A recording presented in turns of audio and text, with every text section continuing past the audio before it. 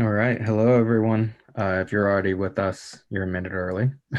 We'll get started here in just a sec. Give everyone a second to filter in. We'll start at about 2:01.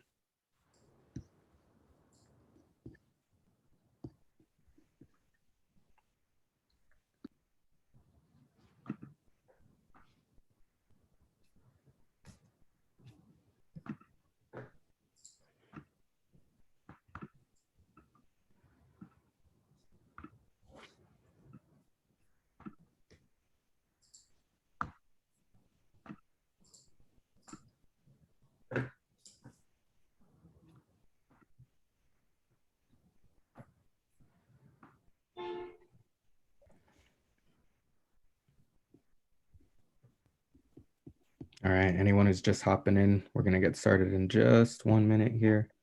Going to give everyone the 2 o'clock minute to get in, and then we'll jump right in at 2:01.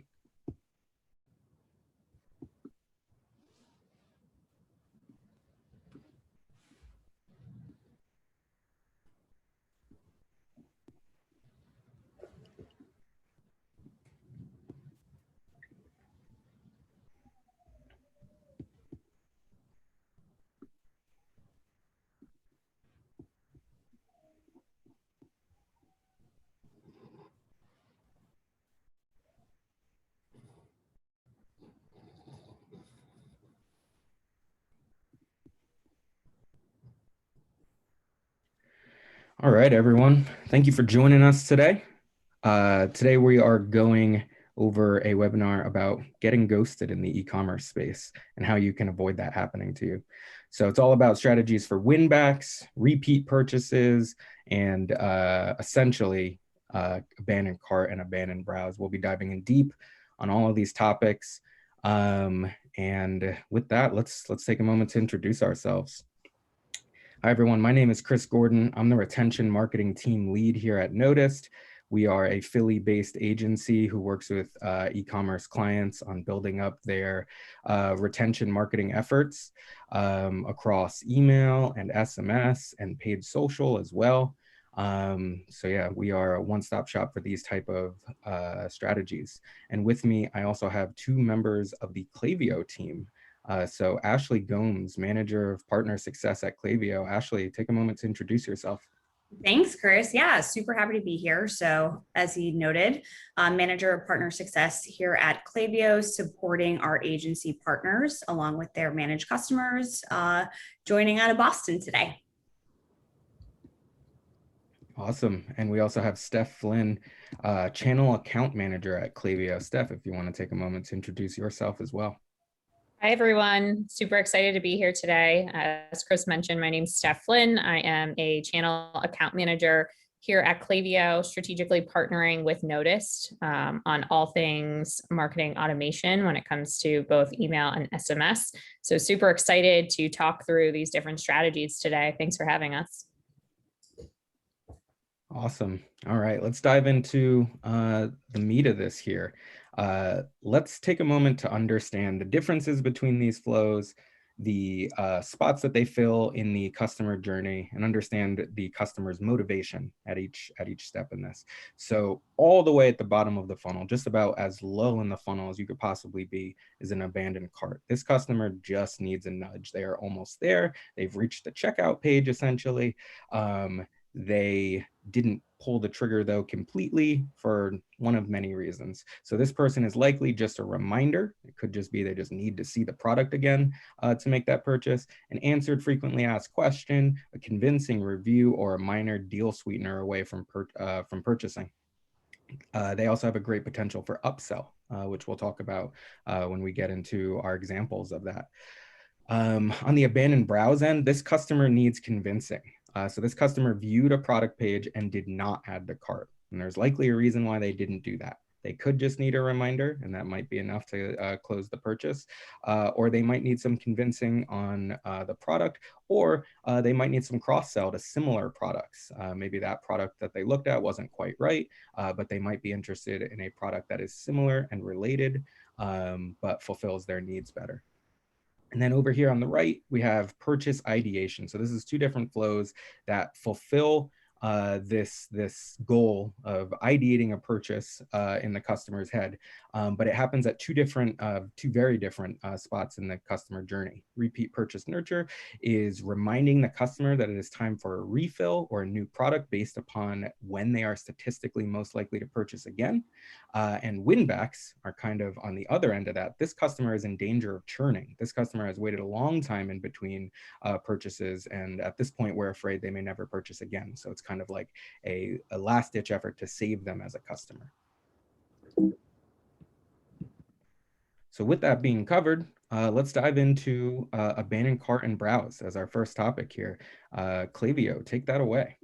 Yeah, sure thing. So as we all know, adding an item to an online shopping cart is a heavy indication that the consumer is interested in the item, but that sale doesn't always come to fruition immediately. In fact, setting up an abandoned cart email can be the difference between making the sale and losing it. You know, whether the shopper decided they forgot to complete their purchase, sought out, another option from a different brand, or just didn't have the credit card nearby. So it's estimated that e-commerce brands may lose up to 18 billion in yearly sales revenue from abandoned carts. Even more people abandon their carts when shopping from their phone. Mobile devices see an average shopping cart abandonment rate of over 85%. So it's important to develop and implement a tactical strategy for your email marketing program. Fortunately, abandoned cart emails have great conversion rates. On average, people open 45% of cart abandonment emails. Click rates average 21%. And purchase rates are about 10% higher. So now let's jump into that strategy component. So as mentioned prior, when leveraging an abandoned cart and browse strategy, people click 21% of emails, and 50% of those users who click make a purchase. So digging a little deeper, we've identified some of the most common reasons for abandoned cart and browse, which include shipping costs. So, these extra costs and taxes that are too high and may not have originally been present until placed in cart. Account creation. So in order to facilitate a purchase, an account profile is necessary and consumers have to go through the time-consuming motions. Too long or complicated checkout process, right? So similar to account creation, how much information is required to actually purchase? How many different prompts, are consumers taken through? And then mobile experience. We talked about mobile devices seeing an average shopping cart abandonment rate of over 85%, which is huge. So it's definitely super important to consider optimizing your mobile experience for potential customers. So some of the most impactful ways to influence that purchase are to rely on the content within these abandonment messages. So leaning on clear strategic messaging, prominent CTAs, along with promotions and incentives are all factors that are going to push consumers to complete that purchase. So let's go over some best practices for these campaigns in the next slide. So when it comes to both, abandoned cart and browse best practices, here are a few things that you should probably be keeping top of mind, right? Present a simple reminder. So feature the products added to cart, an image for each separate product, and a CTA that links back to the product page. Offering a discount. So for example, for new customers, influence a purchase with a discount for a certain dollar amount or percentage off their first purchase. You can offer free shipping. So a lot of times shoppers don't go through the checkout due to shipping costs, which means sometimes converting them as customers can simply be as easy as free shipping. So showing related products. So promote your best sellers or similar products by making product recommendations based on the item a shopper added to cart and including those as that secondary CTA. And then last but not least, include social proof. So if the shopper had any doubt about the quality or value of the products that they were considering, these peer reviews are sure to alleviate any worries. All right, Chris, back to you. Yeah, let's take a look at some of these in action using some actual examples from some of our clients here at Noticed. This example that we're going to look at looks at Layla Sleep's abandoned cart strategy here. And as you can see, this abandoned cart email that we're looking at is product specific. So when you think about a vanilla or generic abandoned cart experience, you have your product feed image, you have the dynamic text that fills in, and then you have your continue shopping checkout button below that. This takes that to the next step by building a custom experience for the client's most important products. So Layla Sleep, some of their most important products are their mattresses. So we obviously focused on that to start. This is one of their mattresses, the hybrid mattress. So looking right up at the top, we see some flavor text that describes what makes this product special. Right below that, we see a awesome lifestyle image of the product. This isn't a product feed image. This isn't just the product over white. This is making the person who's viewing this email think about what this would look like in their home as they see these people happily load this into their room. Right below that, we see a savings opportunity, save $15, and an inviting bright green save now CTA. And then down below that, that's one of the more interesting things about this email. Layla's products are, it's a mattress, so it's a higher value item. So with that, one of the things that might be a turning point for people is, can I afford this? Can I pay for this, this product? And to help dispel that concern, we have the Affirm pricing. So their financing options right down here at the bottom. And this is specific to each product. So we couldn't include that $92 per month figure there unless this was built out per product, because this is different for each product, the per month amount. So this is specific to this hybrid mattress, to the product that they looked at in particular. And it kind of goes over how that financing works and makes it as much of a no-brainer for the customer as possible. Looking beyond that, we go even deeper on the financing side of things. So we try to make it, as easy and frictionless as possible. Nothing to lose, literally nothing. Layla plus Affirm equals a whole lot of zeros, $0 down, 0 late fee, 0% APR. We try to reduce that friction and reduce the second guessing as much as possible to try to get the person who's viewing this to follow through with their purchase. Another thing that you always want to show is reviews. If you have a generic or vanilla abandoned cart experience, you can at least include reviews for your website in general, great customer service, great product quality in general. But if you build this out on a per product basis, which is the next level up in these types of flows, you can have reviews that are specific to the product. So we saw all that information about the Layla hybrid mattress, and here's a 5-star review, particularly for the product that we know you're interested in, the Layla hybrid mattress. And then beyond that, we continue the conversation. So if they haven't bought by the time they reach the end of the abandoned cart experience, that isn't the end. We're not giving up on them as a customer. We invite them to call into Layla's call center and speak to some of the great people that they have on their team to talk the customer through the purchase and answer any FAQs they have. These are pictures of Layla's call center team, no robots, real humans, and these really are real pictures of their team, which is really cool and adds a lot of personality.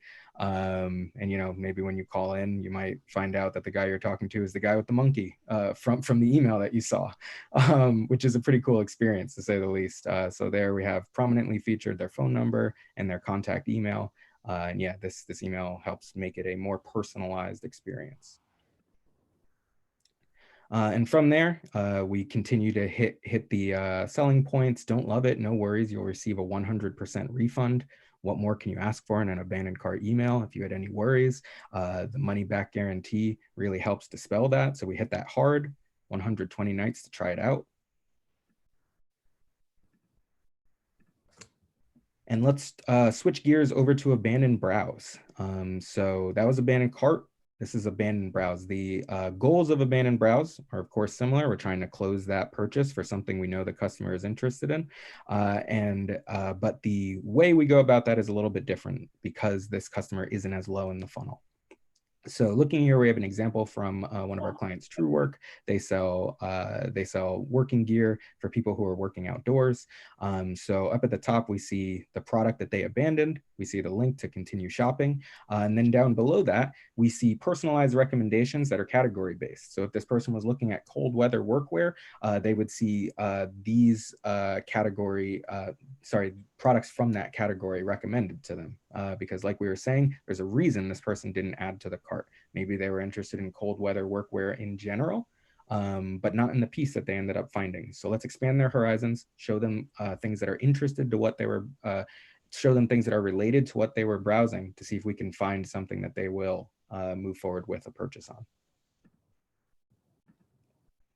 And this is just an extension of that. This is a full breakdown of a whole entire category, women's workwear, and all of these subcategories within that. So if this person was browsing women's workwear in general, we kind of expand their shopping options, and this can be seen as either a cross sell, something to shop instead of what they showed interest in, trying to show them something they will close the sale on, or this can be seen as upsell. So this might be things they add to their purchase in addition to the thing that they were looking at. So it's all about product ideation and expanding the customer's view of what they might be interested in. Cool. And with that being covered, let's jump over to the repeat purchase nurture. Steph, if you want to take that away. Thanks, Chris. Great. So now speaking to the repeat purchase nurture series and those best practices that you can take on within Klaviyo. A main point to get across is it's very important to treat first-time buyers differently versus repeat customers. And so there are 3 different points we're going to go through today: checking your messaging, segmentation, and content schedule. So to kick things off, when you think about speaking to a first-time buyer, maybe you're telling them about a brand announcement, maybe you're asking them to sign up for a newsletter. That's very different than speaking to a repeat purchaser. When you're speaking to a repeat purchaser, and we'll go into more examples, you might thank them for their business, ask for an update on their loyalty status, reach out to learn more about them. This will allow you to tailor your messaging within your email marketing strategy in the future more and more. You'll want to check your overall big picture messaging when you're speaking to someone who has purchased from you in the past. Think about this. When else are you messaging them? Could a customer also be subscribed to your newsletter? If they're subscribed, are they receiving a welcome series? If a customer makes a purchase and then abandons the cart next day, will they also receive that abandoned cart flow? You want to make sure that you're messaging them an appropriate amount. Within Klaviyo, we provide tools like a frequency map. So you can see, okay, how much am I messaging these customers after they've purchased from me in the past to make sure that it's not an overwhelming and more of a seamless experience. Segmentation. So speaking to the customer based on their past purchases is very easy to do within Klaviyo. So you can take a look at, okay, are they a VIP purchaser? Are they someone who's buying smaller things? And then message them accordingly. Maybe if they're a VIP customer, you really want to ensure that they're continuing to purchase as much over and over again. Maybe you want to offer them a specific coupon code that just speaks to their VIP status. So there's ways to do that segmentation within Klaviyo that will allow you to define, okay, how should I be speaking to this customer based off of their past purchases? And speaking to that frequency piece, you'll really want to develop a content schedule. So this is a kind of a map of how you can do it. Maybe first send them a transactional email to kind of update them on their purchase. Maybe after that, send them a thank you email.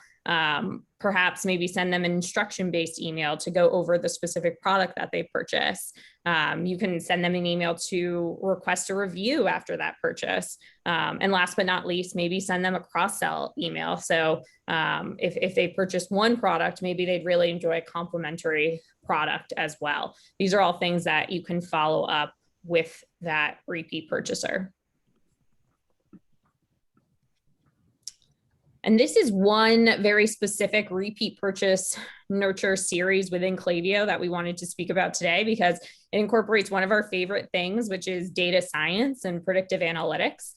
So if you go and create a flow utilizing Klaviyo's predictive analytics, you're able to create a repeat purchase series based off of someone's expected date of next order. And so this takes their buying behavior that has happened historically and allows us to push out a date when we think that they will purchase again, and really allows us to give a nudge to that customer to make sure that we're steering them in the right direction and reminding them of when they could maybe use a net new or kind of cross-selling product in the future.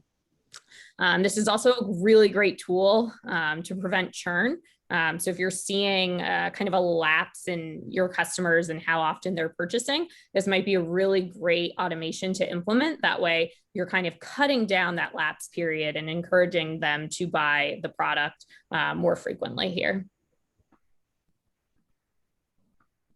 Awesome. Let's dive into some examples. So repeat purchase nurture, like we said, it's based upon Klaviyo's machine learnings, and it's personalized to each person's buying behavior. So if they've purchased once, it will use like the hive mind of the purchasing patterns on your site to predict when they are most likely to make their second purchase. And if they've made 2 or more purchases, it will use that particular person's buying tempo to predict when they will make their next purchase. So for consumable goods, this is a no-brainer.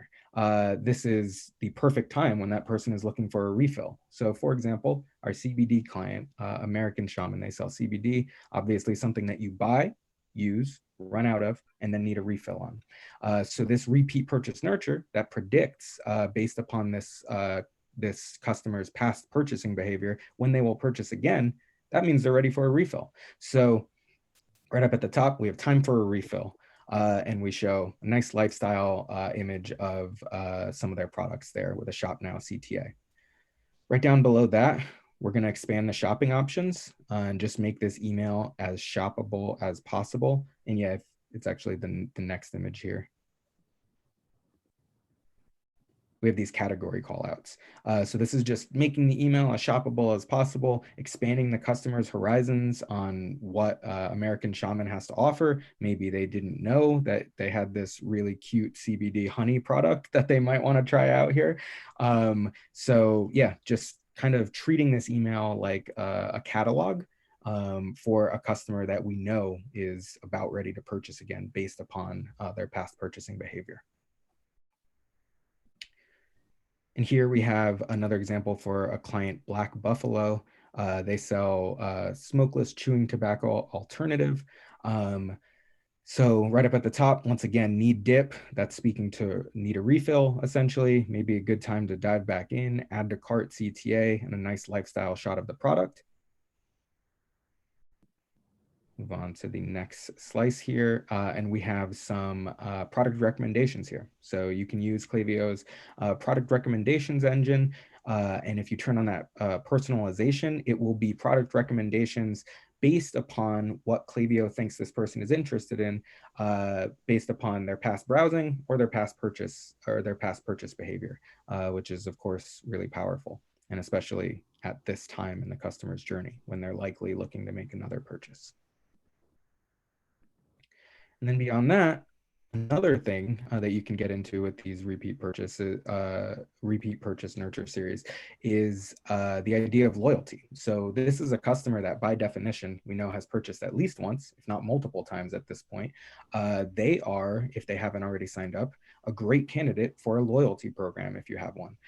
So as part of this, as a follow-up in this repeat purchase nurture for Black Buffalo, we have this invitation to join the herd, earn herd points for each dollar you spend on dip, and for every friend that you refer to Black Buffalo. These are your VIPs. These are your customers that have come back again and again. They should be in your loyalty program if they are not. So you could do a dynamic check to see if they are. And then if they aren't, add this at the time when they're likely to make another purchase to say, hey, it's great that you want to make another purchase, but you can also earn points for that in this loyalty program. And then this next slice here is just explaining how exactly the loyalty program works. Loyalty programs can be confusing when you first sign up.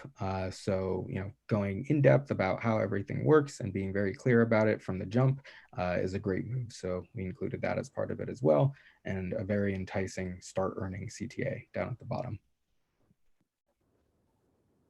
All right, Steph, let's talk about some other versions of nurturing repeat purchases.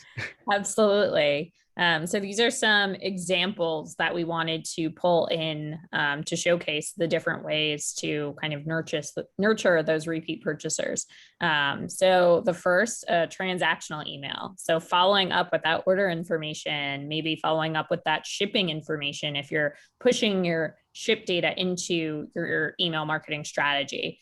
These are great ways to follow up with the customer in a very natural way. A thank you email.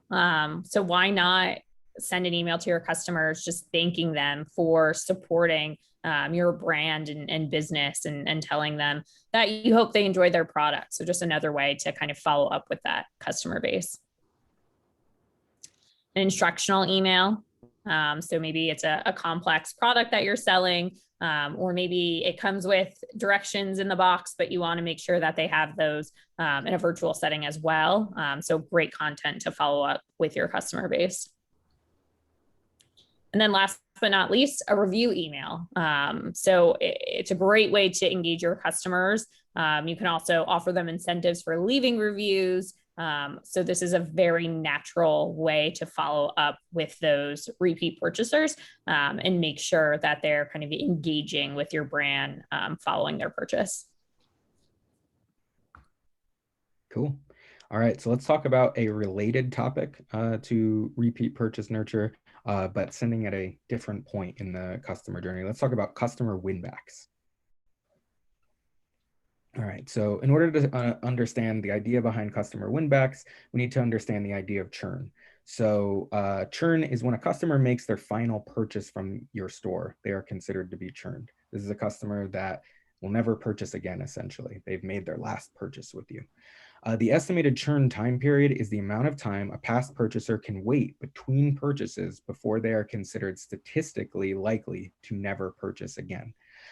And that's what the customer winback is based on. How long can we wait in between purchases before this customer is statistically likely to never purchase again and is essentially a lost cause? Obviously, we never give up on a customer, and there's lots of strategies that you can employ, but they are statistically likely to be a lost customer.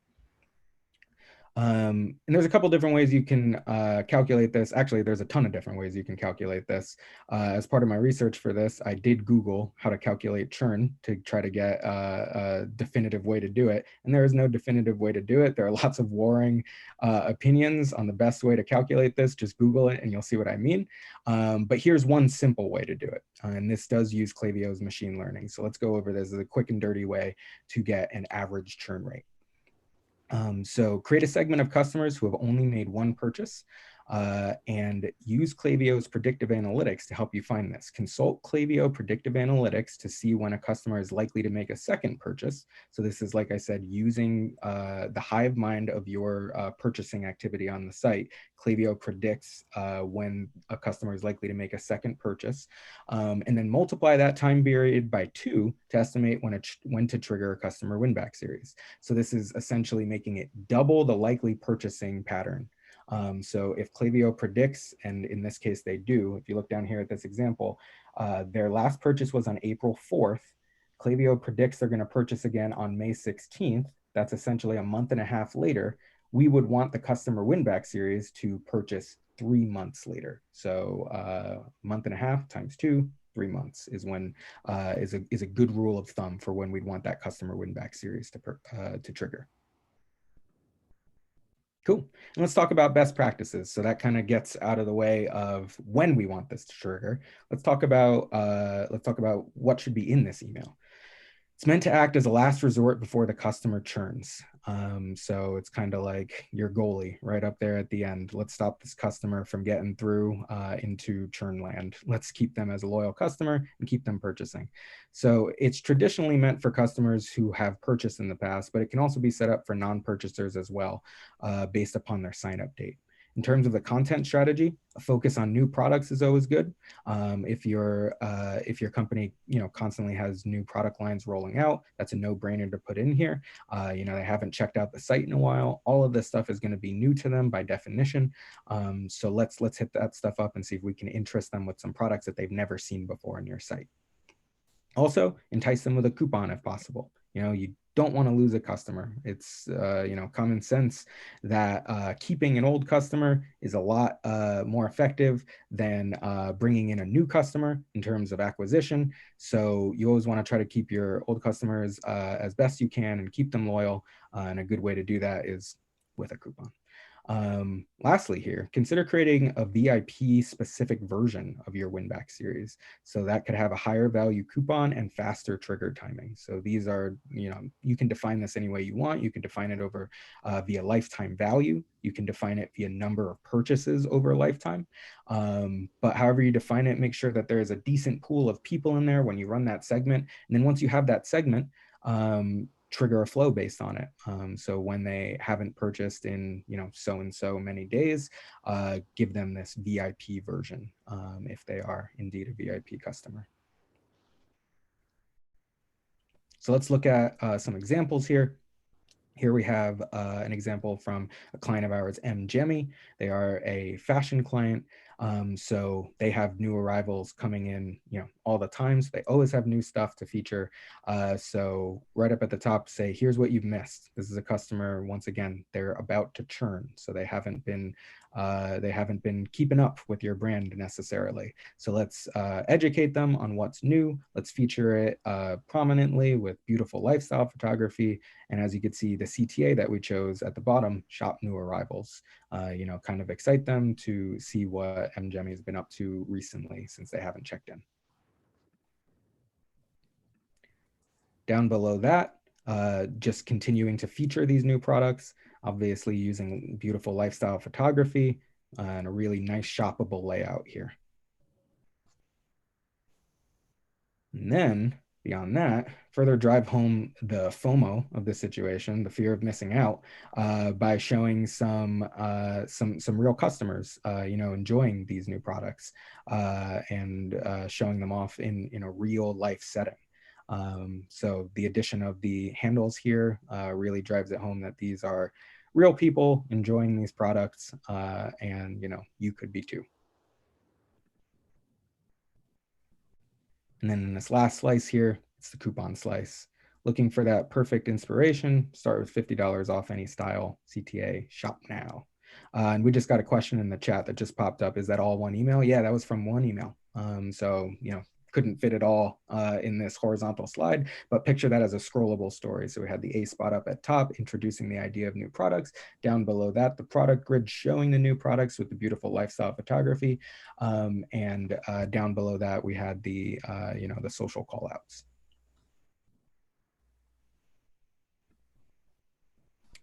And then just, some more products to feature here. So this one in particular with the coupon, that was in a follow-up email. So this has its own product grid of some more products to check out. And these also feature flavor text. So, describing the product, making sure they know what makes it special. All right. And that brings us to the end of the presentation. Let's hit up some questions. Elise, did you see any pop in that we should get to first?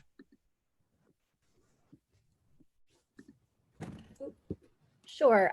Chris, do you have any tips for encouraging repeat purchases if someone doesn't sell a consumable product? Yeah, that's a great call out. When we were talking about that, I really hit consumable products hard because it's a no-brainer for that type of product that customer needs a refill. But it makes sense for all different types of industries. It doesn't have to be a consumable product where the customer needs a refill. If you're a fashion brand, people still purchase in pattern. People still purchase mostly predictably when you zoom out far enough. So yeah, some of the things that I'd focus on is some of the learnings that we had from that customer win-back email, for example. Focus on what's new. If you have new stuff to feature and you have new products coming in, always feature that stuff when it's time for the customer to make a new purchase. Maybe they'll just go further for what they always go for, but maybe you'll expand their horizons and upsell them, if not drive the sale from the product directly that you feature. And focus on what they have shown you they have an interest in. So you can get as granular with that kind of stuff as you want. You could build segments like, for example, American Shaman has pet CBD. So CBD for dogs, CBD for cats. They also have CBD for horses, which is pretty cool. But that is only interesting to you if you own a pet. So once somebody makes a purchase from there, identify them as a pet owner, and then that's something you can feature when it comes time for to try to save that relationship. We know you have a pet. Keep your pet happy, keep your pet comfy. Get them some CBD that we know they need. So Ashley mentioned that the abandoned cart rate is especially high on mobile. So does it ever make sense to use SMS to retarget them on mobile, or is that too much? A question for anyone. Ashley or Steph, do you want to take that one? Yep, I just realized I was on mute, still dealing with those at-home Zoom problems. Yeah, so I think that SMS is a wonderful tool to leverage when we think about like ways to optimize from a mobile perspective. One of our features here now that we just relaunched was SMS that you can leverage within the platform, and we think about how we can lean on SMS for these types of automations. It actually gives you another channel to engage with the customer as well. So not only are you tailoring and optimizing your content and your templates from a mobile perspective, but should a person not interact, with an email, you can actually now target them through SMS by leveraging both Klaviyo, SMS and email kind of under one roof. So definitely would say that it's not too much. Many of us are on the go all the time. We have our phone in front of us, and I think it's a great tool to lean on for these. Yeah, and adding to that, just thinking about my personal consumer experience, I love getting SMS messages that are transactional, knowing immediately like when an order ships or when a purchase is at your door. Those are great kind of post-purchase follow-ups to receive in the moment, and they are not annoying. So we're seeing a lot of brands lean on SMS for those transactional messages. Cool. Elise, I'm going to let you drive the Q&A process, but I did see one pop up here that I think I didn't explain well enough. So I'm gonna hit that one real quick. This person, Tina, asked, the repeat purchase nurture sounds like a post-purchase thread. Would you say this is for longer down the lane and not immediately upsell, cross-sell? So I didn't mention post-purchase because it didn't fit the theme that we're going for here. Don't get ghosted. And that's the only reason why it's not included here, because this person is not ghosting you, they just purchased. So that's the only reason why it's not included here. But it definitely fits in with that same idea of purchase ideation. So it's part of an ongoing series, essentially. So post-purchase, to me, I define that as this person just purchased, and this is a bounce back email that they get, showing them cross-sell, upsell opportunity, and while they're still hot and interested in the brand. So that's post-purchase. Down the lane, there's the repeat purchase nurture step, where this is when this customer is definitively, statistically most likely to purchase again. And then we send the repeat purchase nurture. So that's kind of in the middle there. And then number 3 is the customer win back. If they don't purchase from post-purchase, if they don't purchase from the repeat purchase nurture, customer win back is when we're afraid that they are churning. So all the same idea, but at different stages, and that informs the strategy of what we include in the emails, different stages in the customer journey. And we have one more request from outside of the in-webinar Q&A chat, and that one is about churn. So if someone's gone through all of the automated win-back efforts and a customer still churns, when and how can they retarget that customer down the road? Yeah. Oh, go ahead, Chris. No, go ahead. Oh, I was going to say something that a lot of Klaviyo customers really lean on is utilizing a different channel, not only SMS, but also our integration with Facebook advertising. So what you can do is create a segment in Klaviyo, push that into Facebook, and try and engage those who have a higher churn prediction metric associated with them in that separate kind of space there. So just something to consider when trying to re-engage customers. Yeah. This is a topic that is on a lot of people's minds because of the COVID bump. The COVID bump that e-commerce in general experienced at the start of quarantine was about a year ago now. So those customers are about a year old at this point.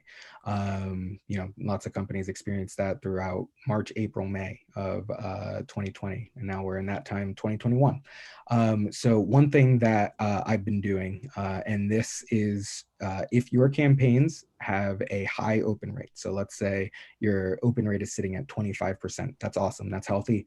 And that gives you some wiggle room to experiment with your sending pool. So one of the things that we've been doing is taking those customers that were so interested in buying during those COVID bump months last year and trying to re-engage them by including them on campaign sends. So if you are basing your email segmentation off of engagement and has this person opened an email, have they clicked an email, have they made a purchase recently, which you should be doing. If you're basing it off of that, then once somebody slides out of that, it's very hard for them to get back in because you're not sending them emails. How are they supposed to open an email unless they trigger it themselves via a flow or something? So it kind of becomes a self-fulfilling prophecy. So in order to combat that, what you can do, if your open rates are high enough to support it, is include some of the people from maybe a year ago or so that used to open back then and haven't opened since then, and include them on some of your sends. You have to do it slowly. You have to do it with a buffer in open rate. You probably can't include everyone, but if you include a few hundred, a few thousand on some of these sends, you might be able to reactivate some of those customers and do it carefully so that you don't, lower your open rates too low, where then you're in a deliverability crisis.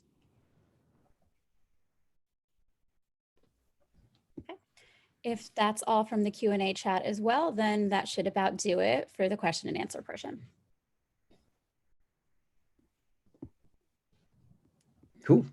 All right. I want to thank everyone for joining. Once again, I'm Chris Gordon. I work with an agency in Philly called Notice. If you found this conversation helpful, go to notice.com. We have a contact form on there. Hit us up with any of your questions. We love talking about this stuff. We will gladly reach out to you and, workshop your email program and get any of your questions answered that you had. And Steph and Ashley, tell us a little bit about Klaviyo. Yeah, thanks for having us again. Klaviyo is a Boston-based marketing automation and data company. A lot of our customers utilize us for email marketing and SMS marketing and many other channels.